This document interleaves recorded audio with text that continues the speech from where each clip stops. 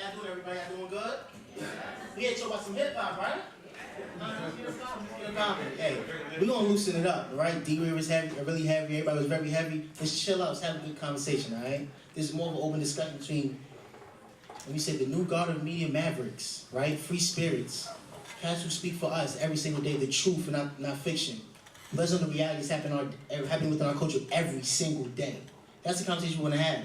Where is hip-hop journalism today?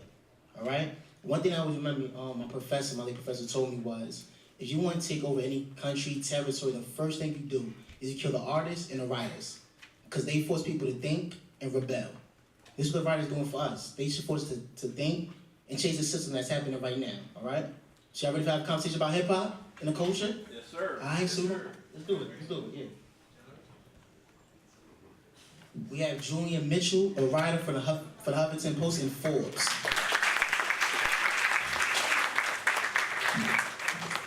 He drop a lot of gems on Twitter. If you follow me on Twitter, he always retweets. I ain't even playing. We got Kaz, the editor-in-chief of The Stash and the founder. Also on Twitter, he's a clown. Everybody in the office, the first thing they do when they wake up, actually, he's our social media director, is go on his Twitter feed.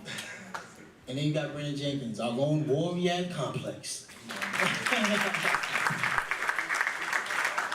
y'all guys doing? Y'all doing well? Great. Very good. About the culture, right?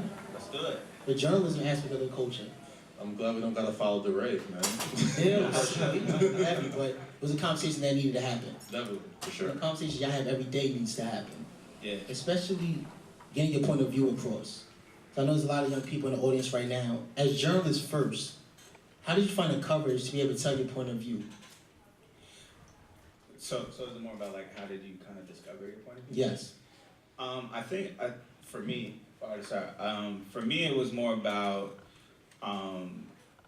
understanding first what like the power of your point of view is, and for me that's all the things that influence you, right, and inspire you, like the things that you are passionate about, whether it's politics, music, sports, the things that raised you. Like for me, it was hip hop, it was Nas, it was all of that. It was growing up reading the Double XLs and all those kind of things.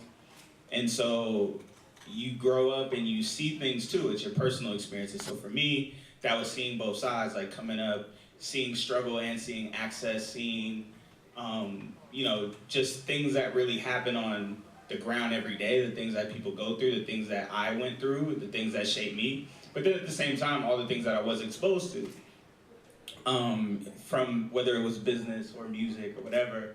And so for me, it was all about the conversation. So then that led to the conversations I would have with different people and understanding how I passionately felt naturally about all those things that would be happening.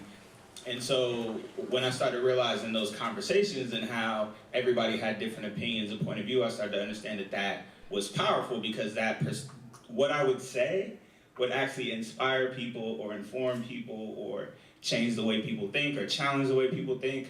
So when that happened, I started realizing, wow, like there's actually some power in this, like the way that I look at things. And then respecting the fact that it's not about being right, it's just about having a point of view. And so when I really started understanding that, that's when I said, okay, I actually have a way that I feel about the things that I care about. And I know that if I just share it and the platform gets bigger, then it's either gonna challenge more people to share theirs, or it's gonna ultimately like empower some other people. So that's kind of how it happened for me.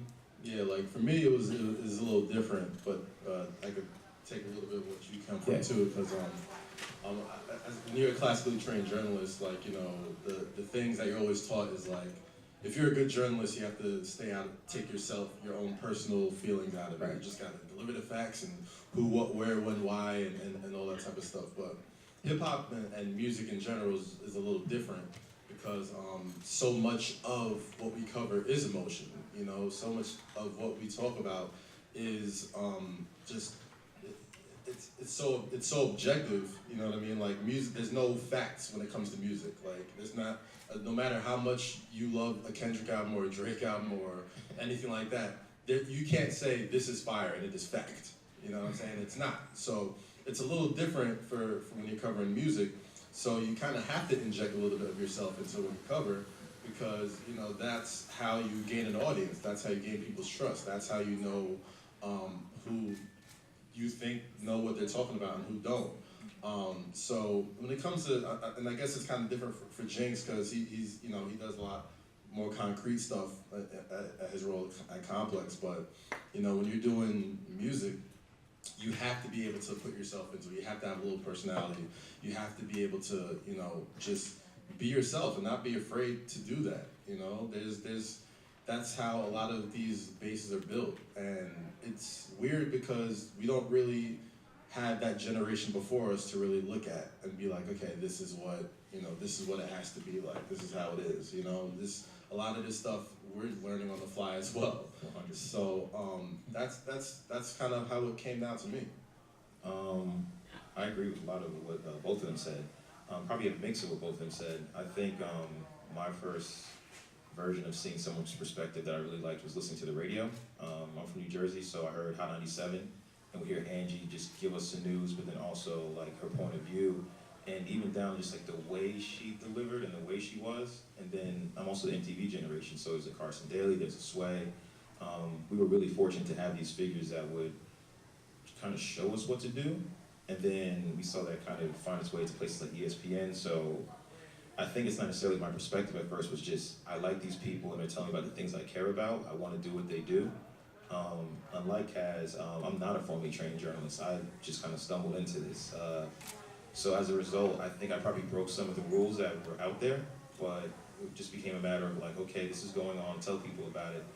But also I feel this way about it, and just offering that up to people. And people disagree, they like it, some people they're indifferent, but you do it again and again, and you earn whatever audience that you have. You can't talk to everybody all the time, and you can't agree with everybody, but that's not really what it's about. Like you said, in music, it's subjective. So you offer your piece and your contributions, and you do what the artists do. You speak whatever your honesty is at that moment, you give as much facts as you can, and then the rest is just up to y'all. Kaz brought up a really great point too about how we didn't really have people before us, like in terms of what we do now in a digital age.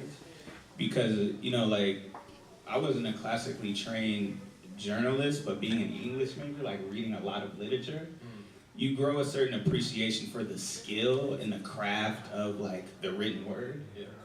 And when you get that, you see the importance of every word and every sentence and how each of them, like, it all has a certain power and a certain thought, like a depth of thought into it that really changes everything. So part of that, like coming up from our generation, when you had to read XXL, like you had to read The Source, you had to read like the magazines that inspired you.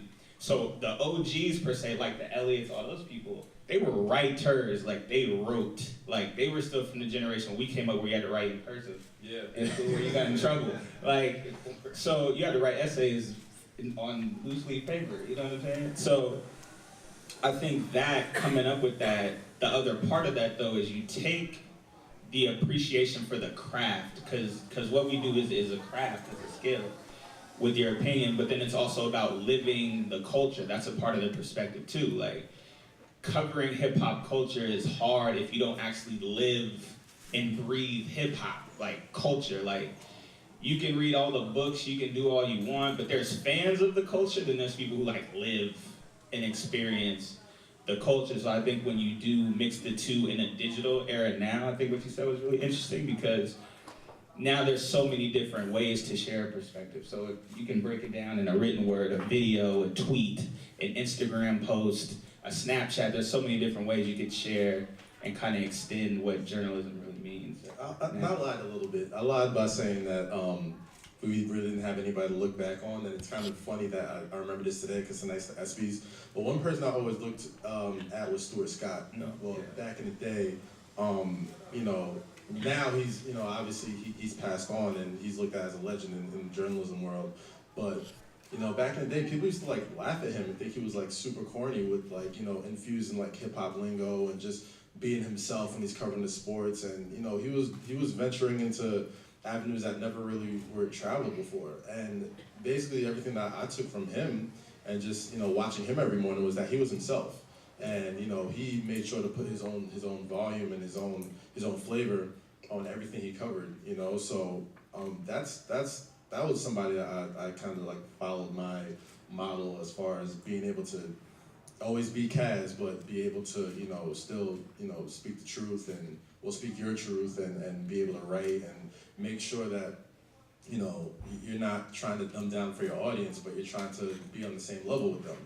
And even though I might be, going over a lot of people's heads when I'm saying, certain things like Stuart Scott would say, he was talking to me, you know what I mean? Like, there was certain mornings I'm like, he said a biggie lyric, and I'm like my ears pop up, and like he get us. Like, yeah, like, and now all of a sudden I'm interested in baseball. You know what I'm saying? Like, and he's one of those guys where you don't necessarily have to follow his exactly as far as being a sports journalist, but you could follow his lead as far as being able to be yourself and not being afraid to be yourself, because you could only be the first version of yourself. Like, you never want to be a second-rate version of somebody else. You know what I mean? And that's somebody I looked up to even today, as far as like somebody who perfected his craft in his own way.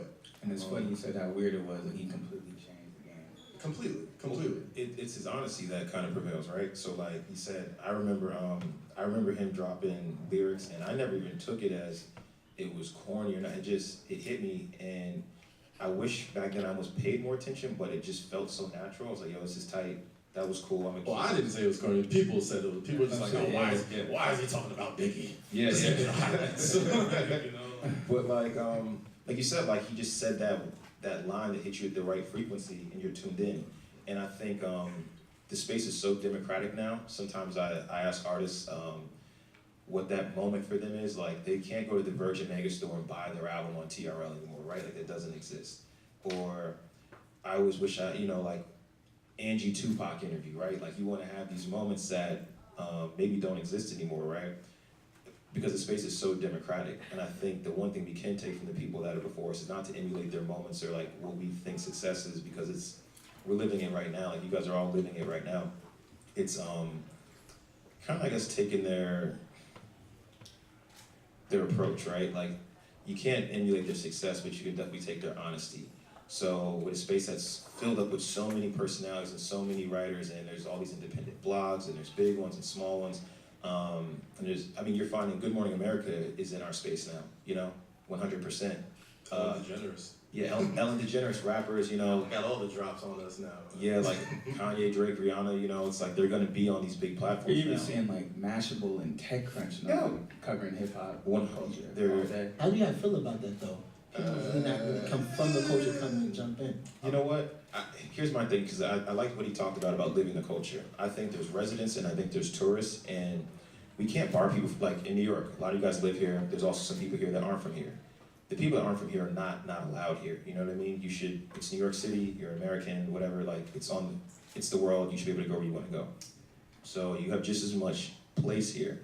But for the people that are of it, it's our responsibility to do the right thing. So like if a tourist comes here and leaves trash everywhere, they're tourists. The behavior's bad, but it's up to us to clean our city. And I think when you find these other outlets that are coming into the space, what was it the other day they called? They like put T.I.'s photo up and called them Trey Songz, some outlet did that. Yeah, it was I think it was in Chicago or something, and like. But like they do it all the time, or the time they confused like Will.i.am with Wale and Wyclef, and granted, super funny, but but also like that's their mistake, and we have to be very aware of those mistakes, and not necessarily to bury them, but instead to come correct, come proper. That's so real. The next time someone's like, should I go to Good Morning America? Should I go to the Stash or Forbes or Complex or wherever? Go where it's right, We have to kind of show people the right way. So don't get mad that people are playing in the space. That's a testament to the fans and the audience and us and loving the music and the artists, and we're just making it poppin', so people want it. But it's our responsibility to do right by it. And on top of that, I don't necessarily blame the mediums as much as I guess blame is a harsh word to use, but I kind of put the onus on the artists themselves. I mean, they know what they're doing when they choose to go to Ellen and talk to soccer moms instead of going to like Genius and talking to people who will break down every single word of your lyric, or go to Complex where these people will break down everything about your songs. You know what I'm saying? Like, Or what you did the last 2 years. Exactly. and at the same time, we can't really get mad at the growth of hip hop for, you know, Ellen or Mashable or Good Morning America even wanting Kanye West on their show, or wanting Drake on their show, because they're just looking at numbers. They got ratings to pull, you know what I'm saying? Like, to the artists, sometimes, you know, they got brands to maintain. Sometimes their brand is who they are. Like, a lot of artists don't want to be tested. A lot of artists don't want those uncomfortable Breakfast Club interviews where you put some respect on my name to what it is now. You know what I'm saying? Like, a lot of people don't want that. And, you know, just knowing a lot of these artists and knowing, you know, just their mindset before they go into these types of things, they're probably more nervous than the people that are interviewing them, you know, because they know any one little mistake, you know, it could all go wrong. But if they go to Ellen, they know they're only getting to be on camera for 10 minutes, and half of that stuff is commercial time, and, you know, we're gonna play a game, we're gonna play Flip Cup or something, or, you know, Jimmy Fallon, and which is great. Great, you know what I'm saying? It's great for Instagram and great for YouTube and all that type of stuff, but when you're talking about people like us who are raised on this culture and raised on the XXLs and the Sources and those magazines that really didn't really care so much about your brand and personality, but care about what you're putting into, you know, the culture, and I hate using that word, the culture, but whatever. It's like a four-letter word to me now. But when you're one of us, we don't care about your brand, really. You know what I'm saying? Like, we listen to every single word you say, and we're gonna test you on every single word that you write, if you write it. And it's a lot of people don't really want that test, so I can't really blame, you know, these big mediums for seeing how big these artists are, knowing they're gonna bring in ratings, and know it's gonna be a fluff interview, and go with that instead of coming to us. Yeah, But I mean, it makes me. No, you go ahead. I was just gonna say, it makes me think a couple of things when I see that. I mean, let's just be honest too. Like, hip hop is now a corporate culture with a global price tag. It's as simple as that.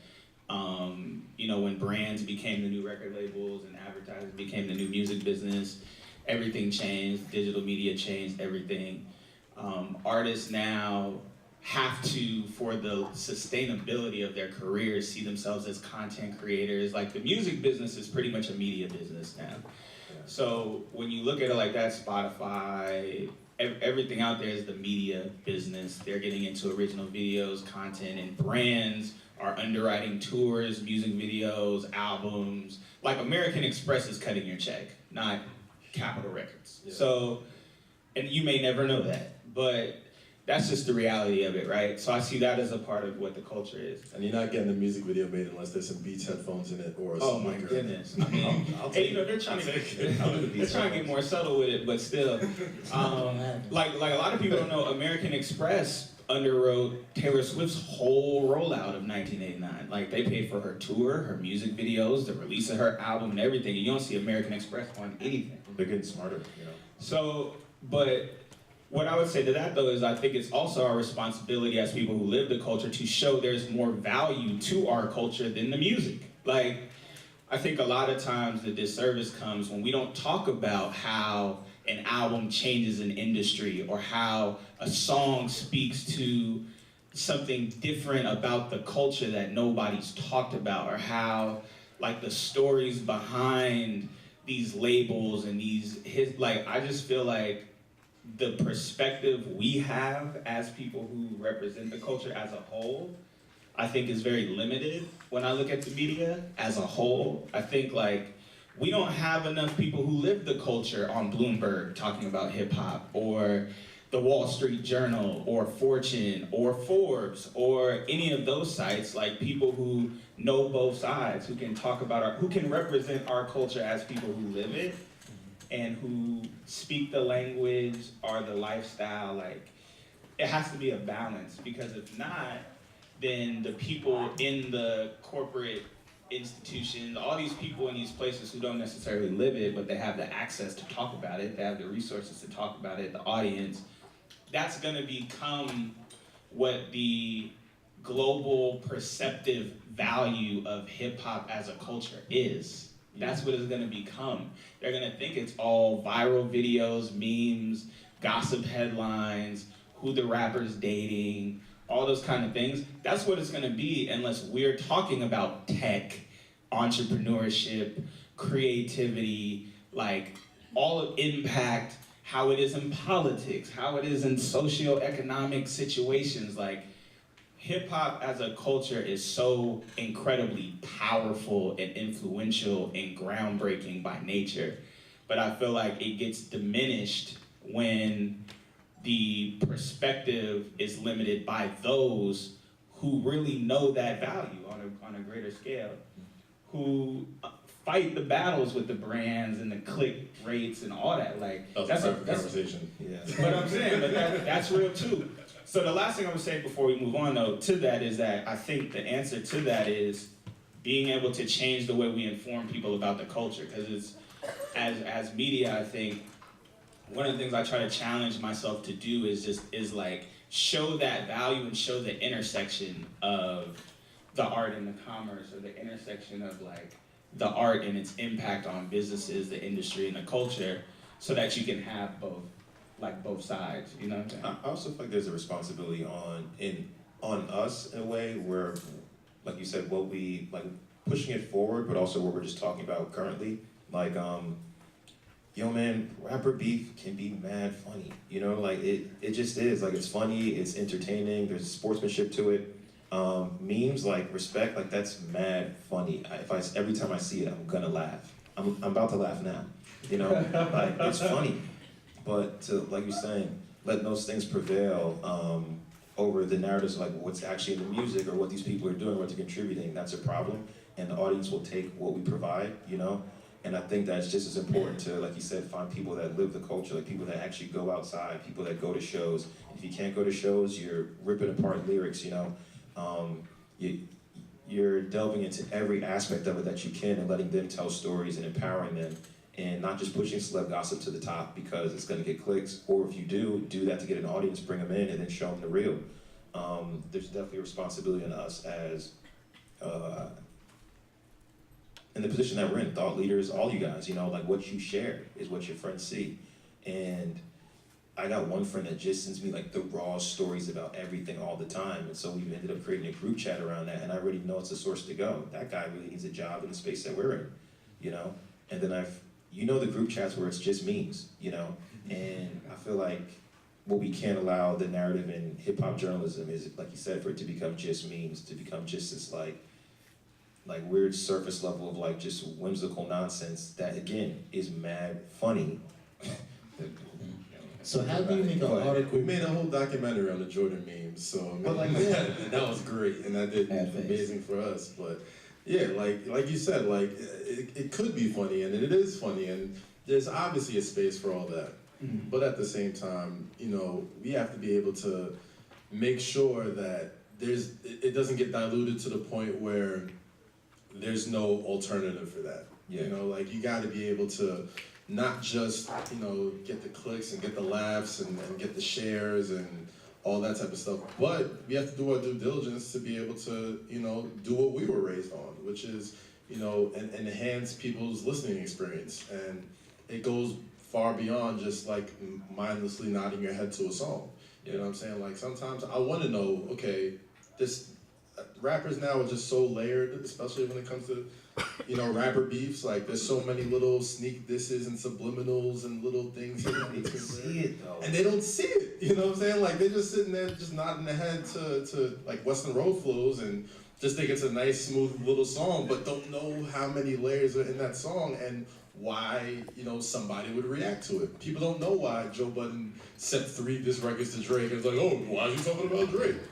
You gotta listen. You know what I'm saying? There's not a lot of places where you can go and see, well, I can see where he's probably talking about, or I could see where, you know, somebody could take that as an insult or something like that, or, you know, and the reason why, you know, and I hate to use him as an example, but the reason why people look at Joe and think Joe is crazy is not on him, not for nothing. I'm not even a huge Joe Budden fan like that, but I'm a super Joe Budden fan. Well, you're from Jersey. But like, I'm not a huge Joe Budden fan like that, but it's like, it's on us as consumers, as listeners. Like, we're not, I'm not saying everybody, but like in general, we're not great listeners anymore. You know what I'm saying? Like, hit songs or hit melodies. We're not listening to a lot of songs because of somebody had a hot bar or a hot lyric. Like, People like Young Thug because Young Thug sounds like a musical instrument. I can't tell you a word he's ever said, but he sounds like an ocarina when he starts rapping sometimes. I think it's dope. Same reason why I like, a lot of these guys on, the freshman cover got that cover. You know what I'm saying? Like, ain't a whole lot of rappers. They just sound good. Some of those ciphers were terrible. They were terrible. Most of them. Y'all let Lil Dicky get in there and wash these But guys. they were hyping each other up though. I saw a couple terrible ones. It's like, yeah. DJ Drama sitting there like, I didn't pick any of these beats. And I think that brings up a point too, is that like holding artists in the art form accountable too. I mean, there's a place for everybody too, but I think now the culture, there's so much fandom, and people talk about that a lot, like being friends with artists and not like wanting to keep it real and say, yo, it's trash, like it's really trash. Bad song. Right? Because again, it's not about being right? It's about like, I'm just telling you how I feel, supported by this evidence, A, B, and C. I couldn't understand 5 words you said in that whole cipher. A freestyle is actually a consistent body of lyrics that rhyme, not like a couple hums and a ad-lib. Like, but you know what I'm saying? As people who know, like, there should be more challenging and holding accountable too. Like, it's so a lot of one-sided. It's for that picture on the gram, it's for that retweet, it's to get your story to fly. It's so when you go to that festival, that artist knows who you are, like what's going on, you get that interview, you get those tickets, whatever. Like, that can't be what this is about. This That gotta can't be the about, driving like, force. that cannot be what it's about. It gotta be about like, you have a platform, like you are a voice for this culture, like it gotta be about that. It gotta be about like. And I understand it could be hard for certain writers to. I think I speak for all of us here, where we all have certain relationships with certain artists. Right. But I think we all use those relationships wisely and use them with a lot of responsibility. I always tell my rapper friends, I wouldn't be your friend if I didn't tell you that this is trash. Or this is trash. You know what I'm saying? Like, and you got to keep it honest with them because if they put something out and it breaks and you're like, bro, you told me this was hot. Like you're a voice of the culture. You're this is that. Like how are you gonna tell me like, bro, I told you. So it's also conflicting in front of the audience because, like you said, things are super transparent. I mean, like y'all watch us. You know what I mean? Like they watch our Twitters. They watch what we say. They watch who we're moving with. And like you said, it's almost more responsibility to keep it 100. And to the artist, to the audience. It's like if that were your friend, you wouldn't let your friend come out the house looking crazy. You shouldn't. So it's like you you're a bad friend. Yeah, and it's the same with the audience. It's like sometimes you just gotta tell them. I'll get in long Twitter rants with the audience. When someone's like, "Well, this is hot because blah blah blah," they bring up sales. I'm like, man, those are not determining factors. Those are like quantifiable metrics. Like that doesn't make the song dope. You have to challenge the audience the same way you need to keep it 100 with the artist.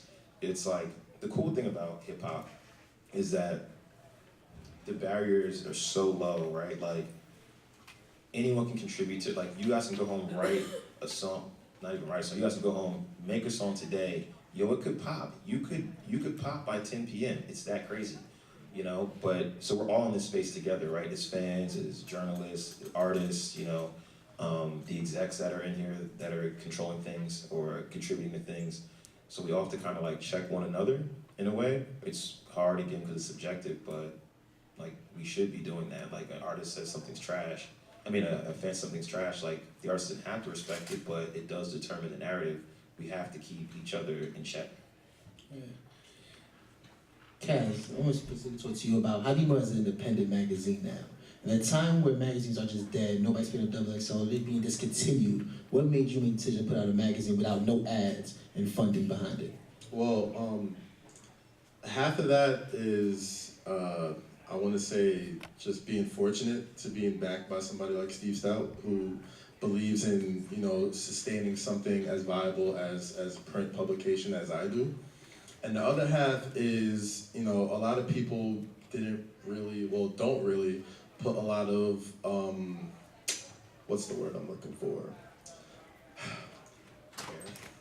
A lot of magazines are trash. Like, if you go to a lot of newsstands, and that's no shots to Forbes or Complex, because those are great publications and I read them all the time. But if you go to a lot of publications, a lot of them are very thin, a lot of them have ads to sell, a lot of them, they put them out so frequently that, A, they have to be with the time, so their shelf life isn't as long, and B, there just isn't the time to do that when the digital space is so, much more valuable to them.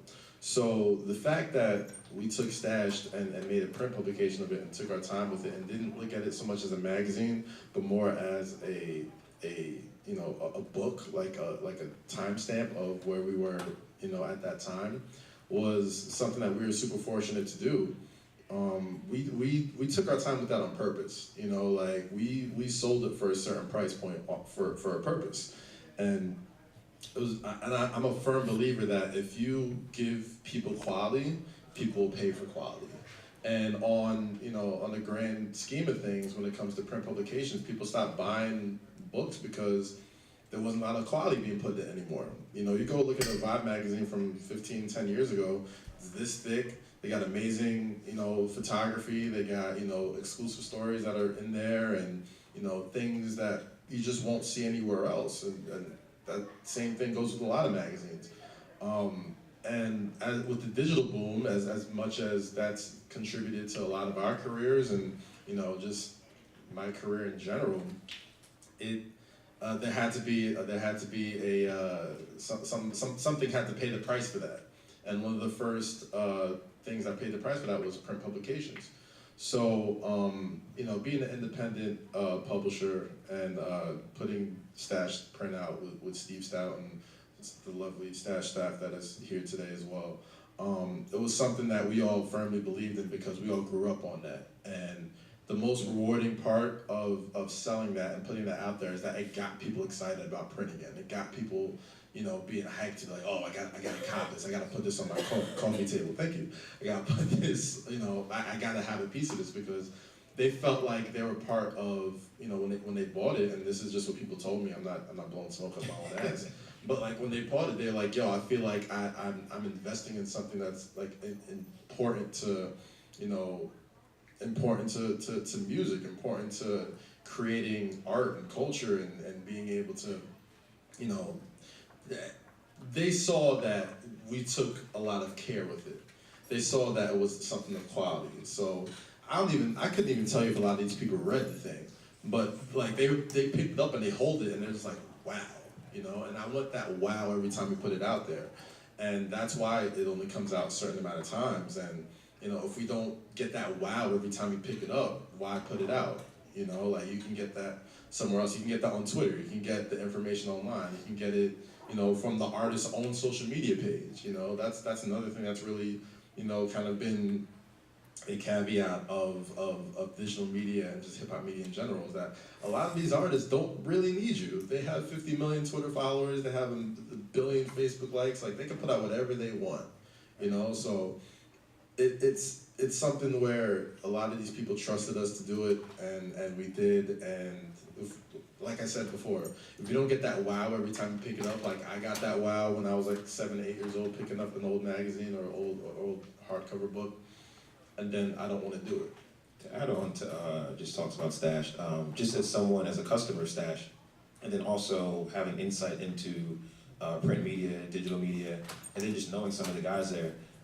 What I picked up out of it was that it's like personal, it's personal. Like you read it and you can tell the difference in who's writing what, who's saying what, down to the portion in the zine where they say what you guys were listening to while you were making it. Mm-hmm. And like those small twists used to be very, prevalent throughout media. So I grew up as fans of writers, like I knew every time Noah Callahan Bever wrote, like I knew his byline, I knew how he'd open up, like, and when you see him write today, it's still that same flavor. And again, in a space where it's so democratic, and it's been democratized, and the barriers to entry are so low and everyone can contribute their voices, you gotta do something that's gonna make you stand out. And like you said, like, you'll get more from Drake's Instagram than you will from an interview because he's not doing interviews. So how are you gonna separate yourself from the same information that everyone's aggregating? And at times it's just, there's not two of you, there's only one of you. So it's like, if you bring your one to the table and someone brings their one, you guys end up with this very unique, like, brew that no one can duplicate. And the people that like it will buy into it and they'll come back because it's intoxicating. And when you find the aggregation, like y'all just, large part of it is like, we got a race just to see who's gonna get the tweet up first, so that hopefully you click our site first, you know? And in that race, something is lost. That idea that they took their time and offered their personality to it, that to me is what stood out in it, you know? And I think I'd love to think that that's the future, but for right now, that was ill to me.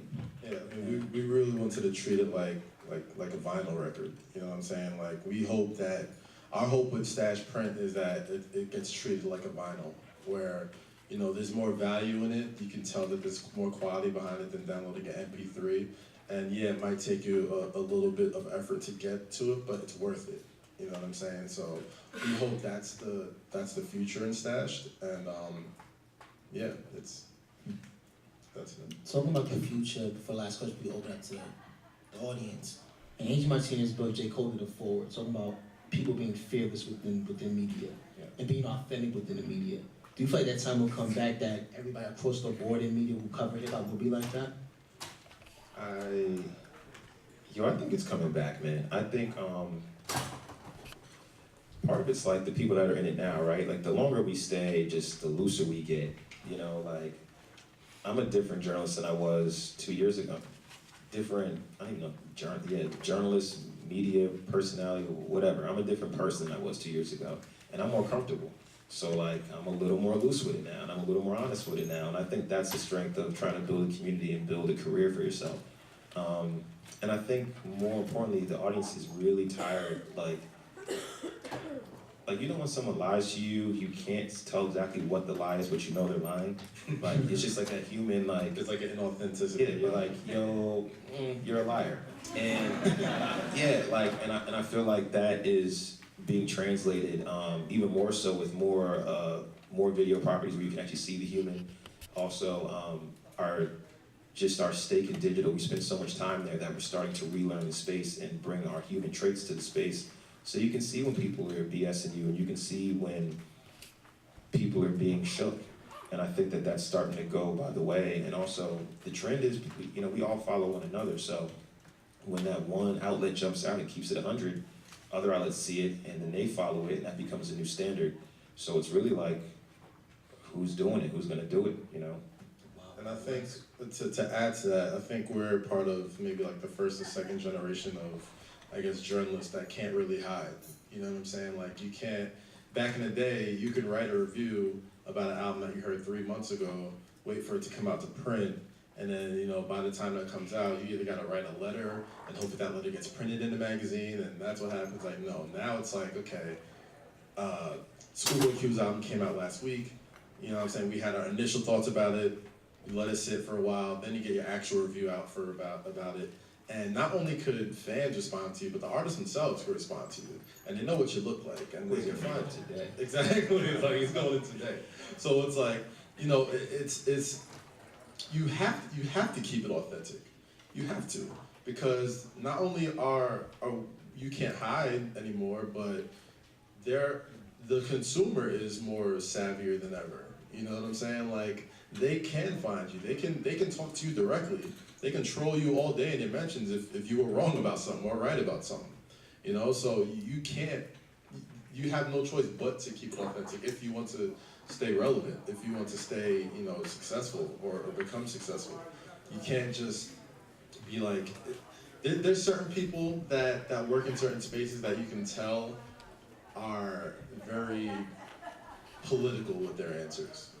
And depending on where they work at, that works for them.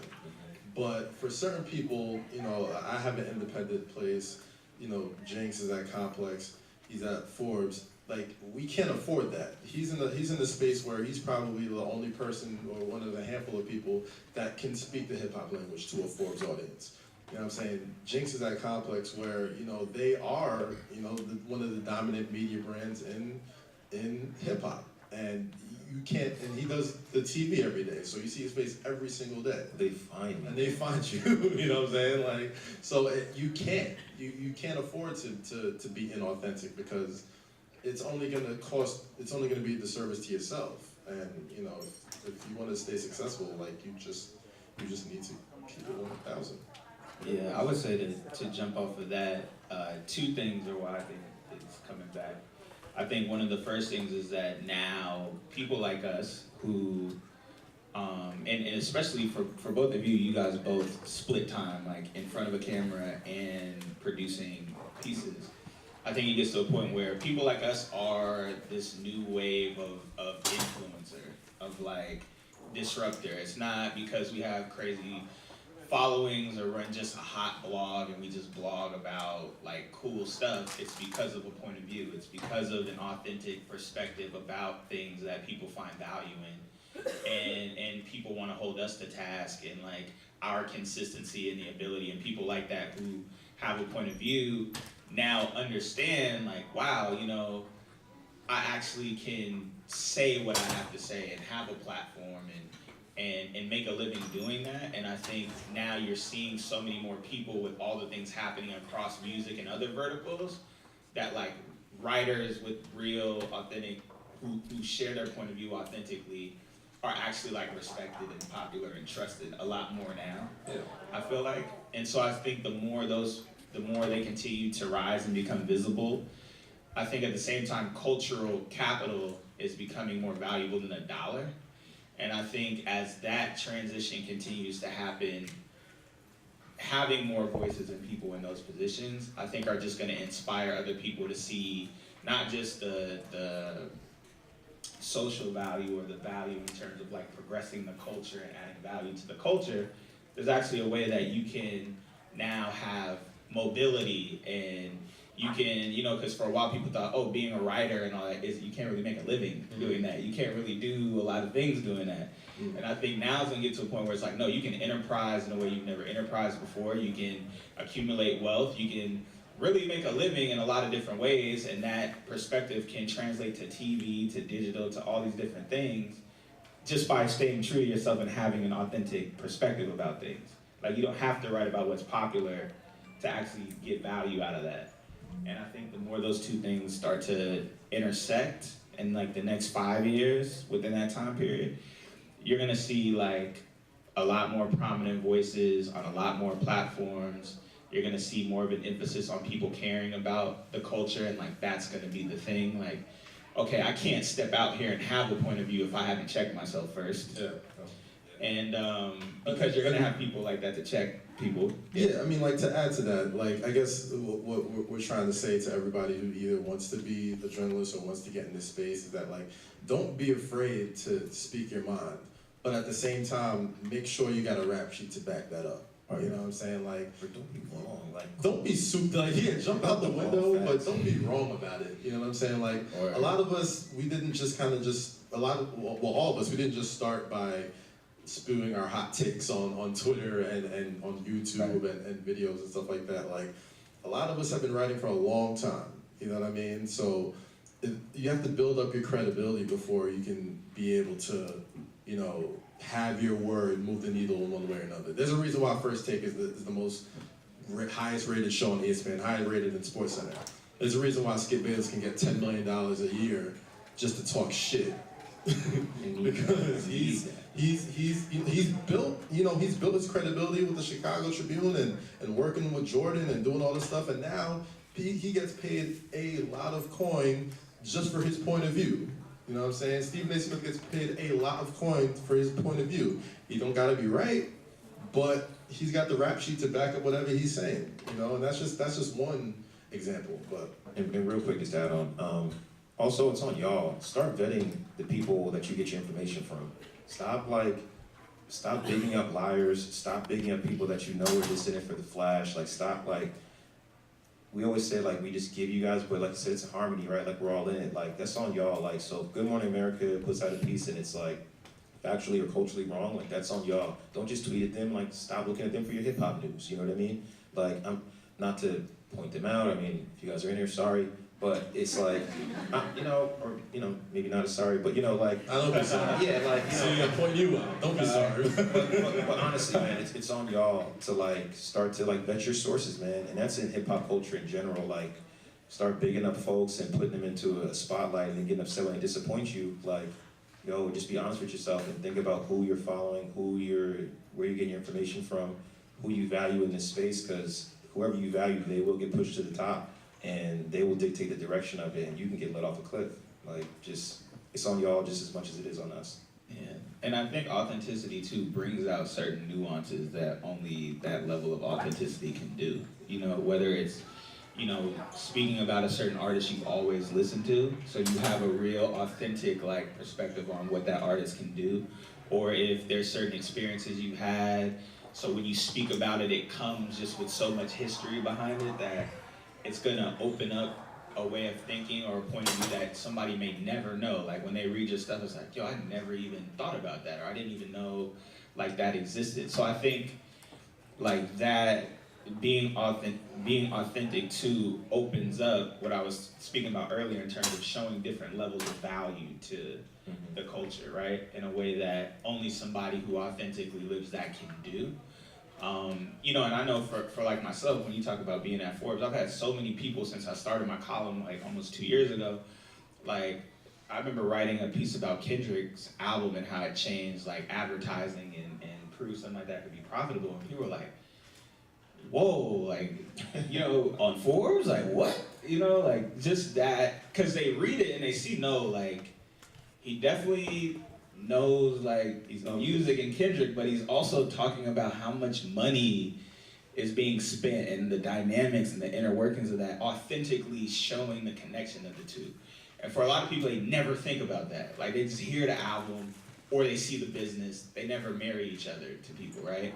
So it's like when you authentically can see that and you share that, there's a certain value that comes along with that. And now seeing that, it just surprises people in general that now Forbes has more writers like that and does more stuff like that and talks about the culture. Because before, if you weren't authentic, they would shut that thing down. Like, don't talk about rap again. Just put a cash list out and be quiet. You know what I'm saying? But it opens up more doors is the point too. Authenticity reveals more, shows more value, and opens more doors for other people who really live the culture and have something to say and need to have a platform. So I think it's gonna reemerge, and I think it's really important for it too, so that, you know, they talk about the gatekeepers are gone, so that we can really navigate and control like how people understand the culture that raised me, and I'm sure it raised like all of us. I think we have a responsibility to give back to the culture that raised all of us. So that's what we do in the work that we do.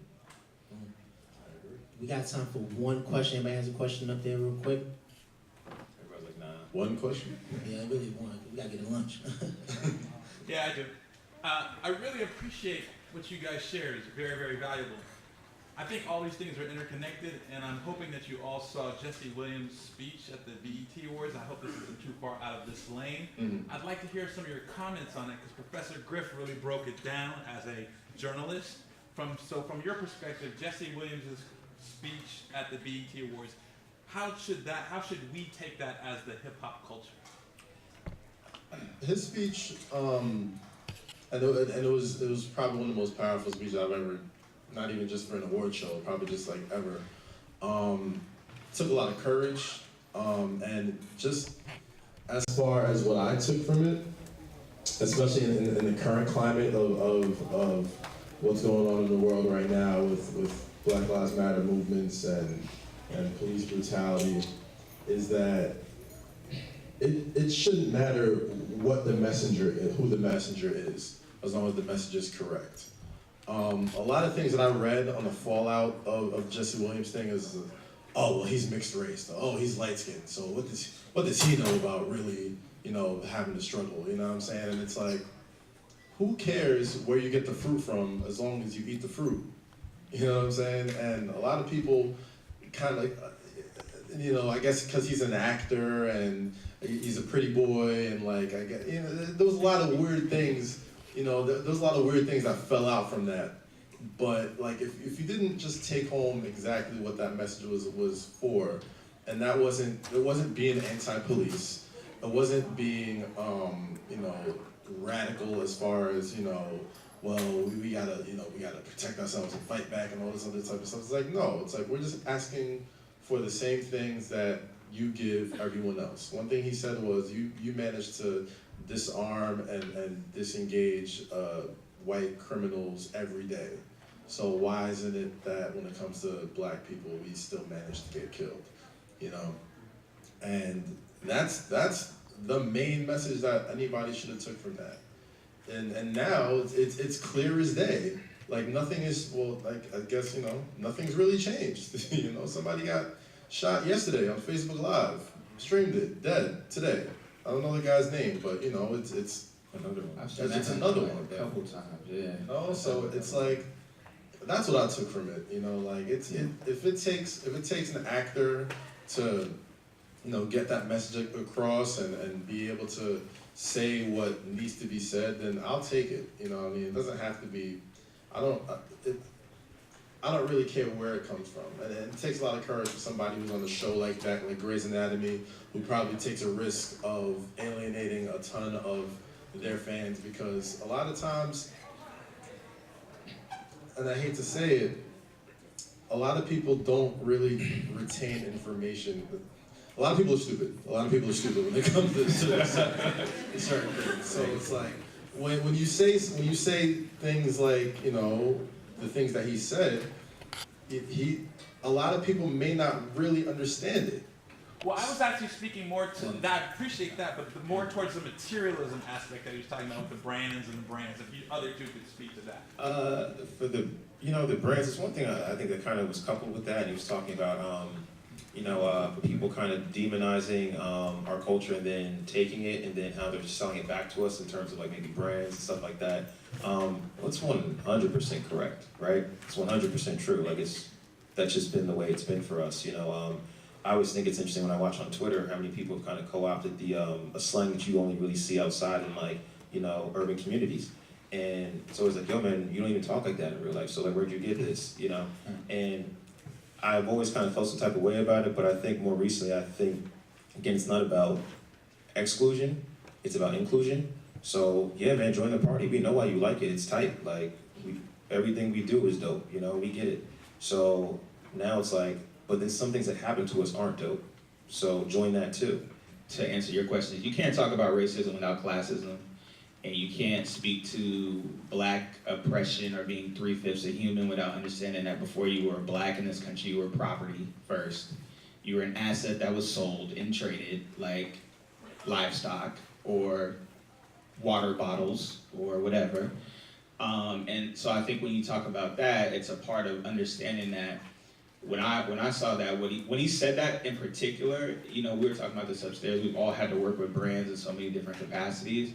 I don't think as people, and I'll say specifically as black people, we own our value enough. I think we give away the keys. I think we give away the influence. We give away the power. That's just my opinion. Like people talk about free agency, not to get away from rap, but you know, like talking about free agency, like how are all these C-level players getting $100 million contracts? Well, one NBA TV deal is $24 billion.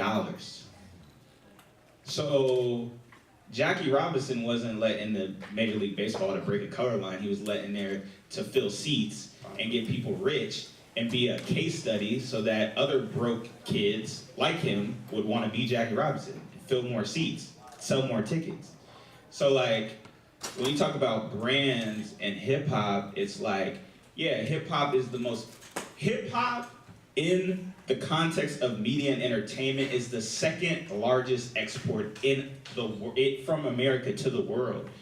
When you think about that, why are we subsiding to anything? If you're an artist and you have that much influence, why are you letting any brand who's gonna make 10 times what they pay you tell you what to do or how to do it or what to wear or how to wear it? Like, you control the culture, you're the voice, you're the person like opening the doors.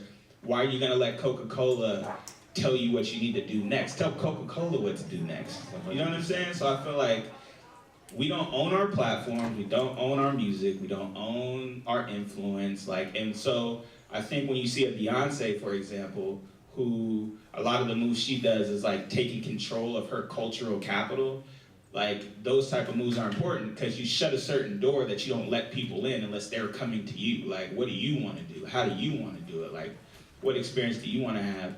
And so I just think, like, to close that up, I just think when I saw that, it made me realize again, like, oh yeah, he's basically just saying that, Like no matter how hot we are, how powerful we are, how influential we are, there's always a check that's gonna make you second guess that power a little bit. And then at the same time, it's a matter of, damn, we've come very far, but we still don't own shit, you know? And so that to me was hard because it was showing too that one of the things he said in that speech was we can't any longer be ignorant pretty much to the shit that Chuck D was saying, that ECE was saying, all the way to Nas and everybody is like, yeah, it's entertainment until you have to go back and listen to New York State of Mind, straight out the dungeons of rap, where niggas don't make it back. Like, yo, like, he's telling you the truth, though. So while you was buying the album, were you actually listening to the dudes he was talking about who were killed and murdered and arrested? No. So how about you go back and listen to that again and then come back and have a conversation? You know what I'm saying? So I think that's what I took through the lens of like hip hop from that. That's the best way to wrap it up.